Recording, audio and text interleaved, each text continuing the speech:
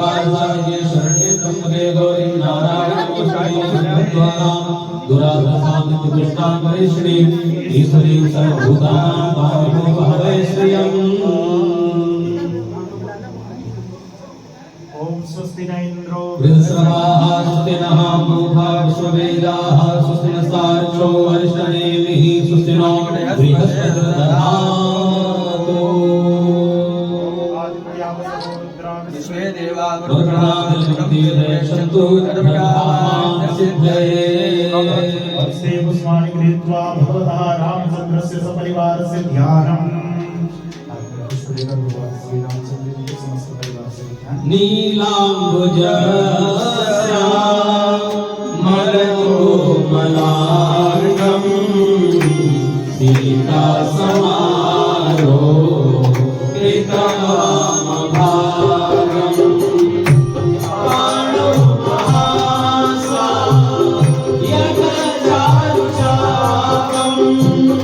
नमामि रामं रघुवंशनाथम्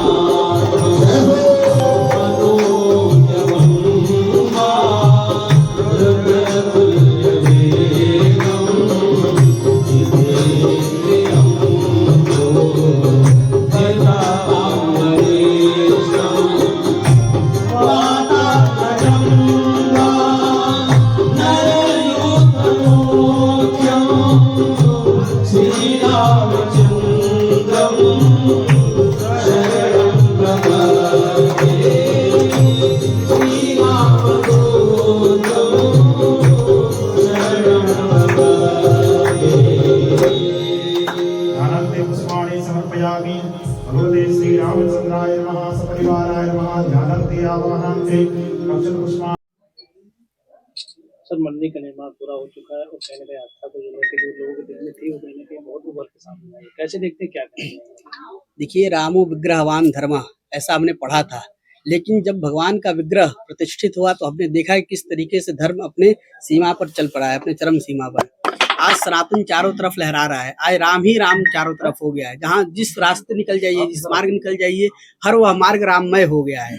चाहे आप राष्ट्र लेवल पे देखिए अथवा अंतर्राष्ट्रीय लेवल पे देखिए, तो हम राम के आदर्शों पे चलने का प्रयास करें।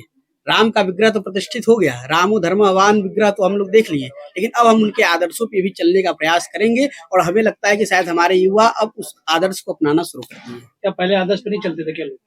बिल्कुल आदर्श पे चलते थे, लेकिन रामो धर्मवान विग्रह हम लोग पढ़ते थे, लेकिन अब विग्रह प्रतिष्ठित हो गया, इसलिए अब हम धर्म को देख भी पा रहे हैं। हम राम की बात करें और राम कहीं ना कहीं जो किताबों में और जो संस्कृतों में आता था, संस्कृत कहीं कहीं लिप्त होते जाइए। क्या आप उन बच्चों से अपील करेंगे संस्कृत को सीखने की कोशिश करें? बिल्कुल, संस्कृति को सीखने की अपील मैं उनसे नहीं करूंगा, मैं स्वयं अपने आप को सिखाने के लिए अपील करता हूं कि मैं सिखाऊंगा, वो जरूर सीखेंगे। Thank you sir. दुल्हन की तरह सब उत्तर प्रदेश क्या पूरी दुनिया सजाया जा रहा है, मंदिर को लेकर काफी जो है लास्ट जो दिखाया जा रहा है वो बहुत अहम होता है। आज भी अपने घर पे आपने जो है पूजा रखी, कैसे देखते, क्या कहना चाहेंगे? देखिए, सनातन उदय हुआ है और पुनः राम भारत की धरती पे प्रकट हो चुके हैं। मंदिर जो बना है ये राष्ट्र मंदिर है राम का, और आज जो हमारे यहाँ राम उत्सव हुआ है, बड़े सौभाग्य की बात है कि मनकामेश्वर मंदिर की श्री महंत दिव्यागिरी जी और नीलकंठेश्वर महादेव मंदिर के महंत श्री सिद्धेश्वरानंद गिरी जी महाराज और हमारे श्री अशोक वाजपेयी जी राज्यसभा सदस्य और संघ प्रचारक समाज सेवी के शुक्ला जी, श्याम मिश्रा जी, विवेकानंद पांडे जी, अन्य जितने लोग हैं हमारे परिवार के सदस्यों ने सबने मिलकर के राम उत्सव मनाया है। और ऐसा हमें लग रहा है कि कल के बाद पूरी तरीके से भारत में राम राज्य की स्थापना की ओर हम बढ़ गए हैं और भारत जल्दी विश्व गुरु बनेगा। ऐसी संतों महंतों का जो हमारे यहाँ कृतित्व और कर्तव्य है और जो धर्म परायणता के साथ काम कर रहे हैं, जो हम लोगों को मार्गदर्शन देते हैं, उससे भारत विश्व गुरु जल्दी बनेगा।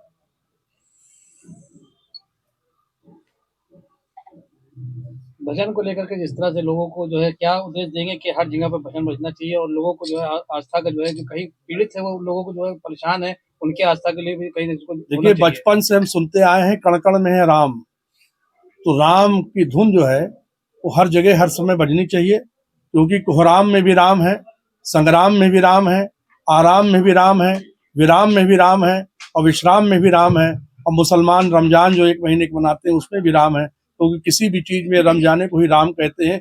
राम ही आदि है, राम ही अनादि है, राम ही विधि विधान है, राम ही संविधान है। हमारे लिए सब कुछ राम है और राम ही हमारा अस्तित्व है, राम ही हमारा संस्कार है, राम ही हमारा कर्तव्य है, राम ही हमारी निष्ठा है, राम ही हमारी प्रतिष्ठा है। राम ही राम है तो राममय ही होना चाहिए। और इधर 2 महीने में जो मीडिया ने राममय भारत का वातावरण किया है, उसके लिए हम मीडिया का भी धन्यवाद करेंगे। और आप सब लोग हमारे यहाँ राम उत्सव में पधारे, आप लोगों का बहुत बहुत धन्यवाद। Thank you. मैं बहुत उल्लास के साथ के साथ पूरा मनाया जा रहा है, कैसे देखते, क्या कहना चाहेंगे? आज का आयोजन तो खैर हमारे भाई अमरनाथ मिश्रा जी के ग्रह पे आयोजित है। वैसे तो हम लोग काफ़ी समय से 3 हफ्ते से हर जगह जो छोटे छोटे आयोजन होते हैं उनके माध्यम से भी हर व्यक्ति उल्लासित है। और जो आस्था थी, वैसे तो सबके अंदर आस्था थी, मगर जो निखर के अब आई है तो शायद इतने बड़े जो एक धार्मिक त्योहार कहें, जो कल का दिन होगा 22 जनवरी, ऐसे वो यूं कहें कि वो अभिषेक का दिन है कल के भारत का, तो कोई अतिशयोक्ति नहीं होगी, क्योंकि जन्म से लेकर मरण तक हम भगवान राम को ही मानते हैं, बोलते हैं और उनके अपने व्यक्तित्व में उतारते हैं। निसंदेह एक ऐसे हमारे इष्ट जो हमारे हर 24 घंटे में जो हमारे आसपास रहते हैं वो भगवान राम हैं। तो भगवान का नाम लेने से तो हमारा आत्म कल्याण होता ही। अगर भगवान के हम काम यूं ही करते रहेंगे तो शायद जगत का कल्याण करने में भी एक मानव सहयोगी होगा। और उनका जन्म भी ये दर्शाता है कि मानव मात्र का व्यक्तित्व कैसे होना चाहिए। हर कुछ, आप किसी भी क्षेत्र में हो, सब कुछ सीखने के लिए भगवान राम के पास में है।